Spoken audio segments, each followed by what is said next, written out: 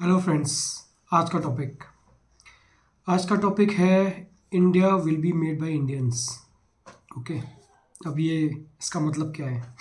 वैसे तो as the name suggest समझ में आ ही गया होगा, लेकिन फिर भी मैं अपने थॉट प्रोसेस बताता हूँ, अपने व्यू पॉइंट। 15-16 साल पहले जब मैं पहली बार डेनमार्क गया, कुछ महीने का असाइनमेंट था एंड उस वक्त कुछ ज़्यादा इंडियंस जाते नहीं थे, और वहाँ पर मेरी कंपनी के अलावा बहुत ज़्यादा इंडियंस मुझे दिखे भी नहीं, और बहुत ही लिमिटेड एशियंस थे। तो सबसे पहले जब मैं एयरपोर्ट से बाहर निकला तो मैंने देखा इतना खूबसूरत, इतनी शांति, हर चीज़ इतनी तरीके से हो रही है और कोई भी हसल बसल नहीं है। तो सबसे पहले जो थॉट आया मेरे दिमाग में वो ये आया कि मेरा कंट्री ऐसा क्यों नहीं हो सकता, या क्यों नहीं है। इसका रीज़न क्या है? इज़ इट कि कैपेबिलिटी नहीं है हमारे में, या इंटेंट नहीं है? क्योंकि यही दो चीज़ चाहिए किसी भी काम को आपको पूरा करने के लिए। या फिर ये हमारा कंट्री का जियो पोलिटिकल जो इसका जोग्राफिकल, जो इसका लोकेशन है, इसका उससे लेना देना है। क्योंकि अगर आप देखें तो हमारी हिस्ट्री में अगर आप जाएं तो invaders and all, you know the whole story. तो ये ऐसा क्यों है और हमें क्या करना चाहिए, क्या हमारा थॉट प्रोसेस होना चाहिए? तो मैं अपने कुछ पॉइंटर्स देता हूँ। जस्ट कमेंट सेक्शन में बताइए व्हाट यू थिंक। तो पहला जो पॉइंट है वो मैं बताता हूँ। Denmark was build by Danish. So इसका मतलब क्या? अगेन, मैं एक पार्टी में गया, मुझे एक डेनिश बंदे ने इनवाइट किया। तो उस वक्त क्योंकि कम ही लोग आते जाते थे तो माहौल बहुत अच्छा था, सारे लोग वेलकम करते थे। अब तो खैर इतना नहीं है, लेकिन फिर भी मैं पार्टी में गया तो मैंने पूछा उनसे आउट ऑफ क्यूरियोसिटी कि आपका कल्चर क्या है, ये वो। तो उन्होंने उस सब बातों में से एक बात बहुत अच्छी लगी थी। उन्होंने बोला कि एक बार क्या है, एक बहुत बड़ा मीन्स तूफान आया, स्टॉर्म आया, और क्योंकि वहाँ लकड़ी के घर होते हैं तो काफ़ी कुछ तहस नहस हो गया डेनमार्क में। एंड उस वक्त पर मुझे नहीं पता ये कब की बात है, लेकिन हुआ था ऐसा। तो उन्होंने बोला कि उस वक्त पर सारे डेनिश जो लोग थे उन्होंने वो बाहर आए और उन्होंने बोला we will rebuild it, simple. तो उन्होंने मेहनत की, फिर से दोबारा चीज़ें बनाई, फिर से सारा रीबिल्ड किया, फिर से अपनी कम्युनिटी में जो भी जिसका भी कंट्रीब्यूशन होता था वैसे किया। And within some time उन्होंने वापस से सब कुछ वैसे उससे बेटर कर दिया। तो इसका इसका मतलब क्या है? इसका मतलब ये है कि ठीक है, आपकी हिस्ट्री में सब कुछ आपके कंट्रोल में नहीं होता, आपके साथ कुछ हुआ जिसमें आपकी गलती नहीं थी। कुछ नेचुरल कैलेमिटी होती हैं, कुछ बाकी जियोपॉलिटिकल रीजंस होते हैं, कुछ रिलीजन से रिलेटेड होते हैं, लेकिन that's okay. We we have to live with that. तो हम तो पॉइंट क्या है? पॉइंट ये है कि Danish people was not crying कि यार ये ठीक नहीं है, वो ठीक नहीं है, ऐसा गलत है, ये गवर्नमेंट का ये इशू है, इसने ये ठीक नहीं किया, ऐसा हो जाए तो सब ठीक हो जाए। नहीं, वो उन्होंने अपनी जिम्मेदारी खुद ली है, बोले कि हम इसको रीबिल्ड करेंगे कंट्री को। ठीक है, ये मेरा कंट्रीब्यूशन है। अब वो जैसे भी था, पहला। दूसरा पॉइंट, अब इसमें से एक बात निकल के आती है, डिफाइन पैट्रियोटिज्म।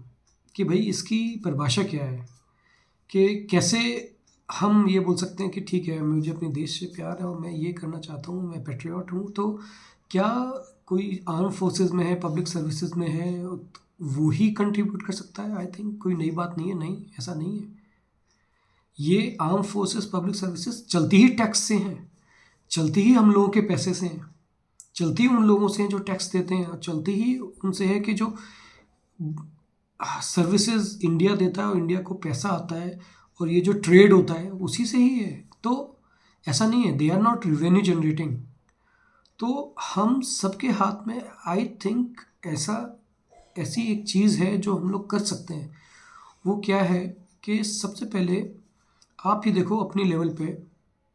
जैसे कि मैं ये इनिशिएटिव मैंने सोचा, आप क्या कर सकते हो? आपको सोचना है।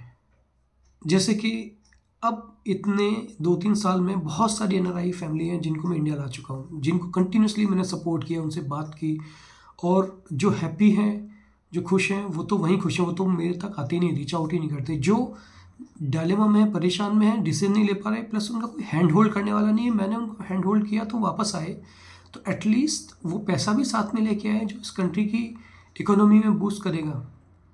जब कोई 1 लाख रुपए यहाँ पे लेके आता है तो वो 1 लाख रुपए पूरा एक सर्कल में घूमता है, वो खर्चता है तो वो 100 हाथों में जाता है, वो उन 100 हाथों में आता है। वो सारे लोग अगर जितने भी टैक्स पेयर उसमें से वो अपना अपना टैक्स पे करते हैं।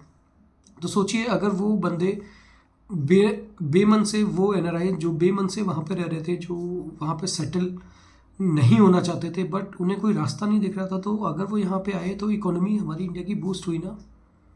अगर एक एनआरआई भी 2-3 करोड़ रुपए लेके आता है, वो मैं मान लीजिए 100 फैमिली को ला चुका हूँ, तो 100-200 करोड़ तो इंडिया में आ ही गया ना।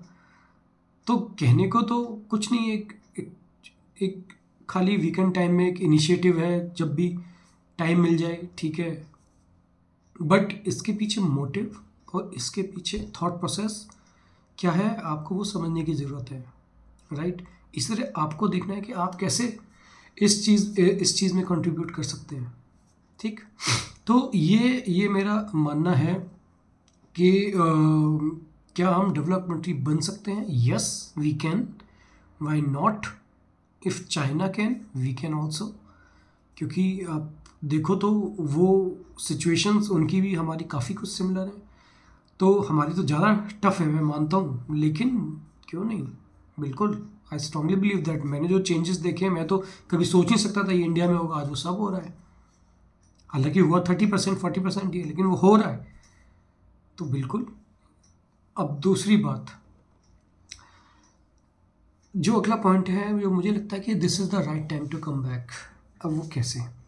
अब कोई 15 साल पहले गया होगा यहाँ से कंट्री से, तो उसका एक्सपीरियंस डिफरेंट था। अब पिछले 15 साल में इंडिया ने अपना गियर चेंज कर लिया है, अब ये 3rd-4th गियर में आ चुकी है गाड़ी, ठीक है।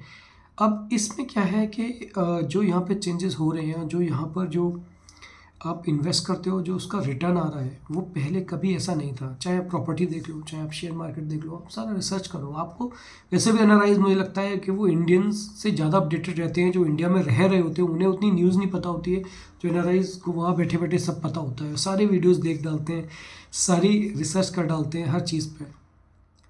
तो मुझे ये लगता है this is the right time to come back, and this is something. अगर आप वहाँ खुश हैं और वहाँ पे हैप्पी हैं, कोई डायलेमा नहीं है, everything going fine, then be there. क्योंकि उसके बाद भी 140 करोड़ हैं, तो ऐसा कुछ नहीं है कि कुछ लाख या कुछ 100 के आने से फ़र्क पड़ेगा। ये सब कुछ उनके लिए है जो उस लाइन पे सोचते हैं, उस थॉट प्रोसेस में सोचते हैं, उस डायरेक्शन में सोचते हैं। तो मेरा ये पॉइंट है, this is the right time, right. तो ये जो ग्रोथ इंजन है, जो ग्रोथ स्टोरी है, इसका पार्ट बनने का ये सबसे सही टाइम है, अगर आप उस लीग में फॉल करते हैं तो। अब last point, it's about diminish experience of NRI. Diminish से मतलब क्या है, आज से 18 साल पहले जब मैं यूरोप गया था तो मेरा एक्सपीरियंस डिफरेंट था, मतलब ज़मीन आसमान का अंतर, इतना डिफरेंस हर चीज़ में। इंडिया के उसमें जो यहाँ पे इंफ्रा था, वहाँ का इंफ्रा था, ये वो। तो अब जो वहाँ पे इतने साल पहले गया उसके लिए आना तो बड़ा मुश्किल है, लेकिन अब जो स्टूडेंट जाते हैं या अब जो एनआरआईज जाते हैं वो ये देखते हैं यार वहाँ पे मेरे को रोल भी इतना नहीं बड़ा मिला, वहाँ पे मेरे प्रमोशंस भी इतनी जल्दी नहीं हो रहे हैं, और इतनी ज़्यादा जॉब चेंज करने की भी ऑप्शंस नहीं है। तो क्या उनका एक्सपीरियंस सिमिलर है? नहीं, उनका एक्सपीरियंस थोड़ा सा बिटर रहता है। वो कंपेयर करने लग जाते हैं हर चीज़ को, अरे यार वहाँ पे भी मैं 30-40 लाख रुपए कमा रहा था, या 25 लाख 20 लाख कमा रहा था, ठीक ठाक सब चल रहा था।